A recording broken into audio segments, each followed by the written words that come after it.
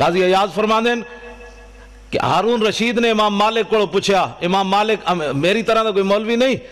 جے سرکار نو ویکھے تو جناب کہندے جی واہ واہ کیا بات ہے، درباری مولوی نہیں، امام مالک او امام ہے جنہیں ساری زندگی حدود مدینہ پیشاب نہیں کیتا،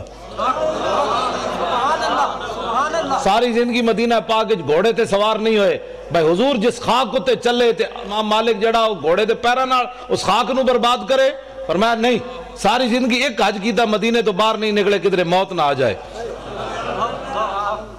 ہارون رشید نے کیا، میں نے حدیث پڑھاؤ تے عراق آؤ، دارالخلافہ عراق کے، آپ نے فرمایا زندہ آز تقبیل آز خاک طیبہ ہم۔ اقبال کہندا امام مالک کیا تو میں نے خریدنا چاہنا،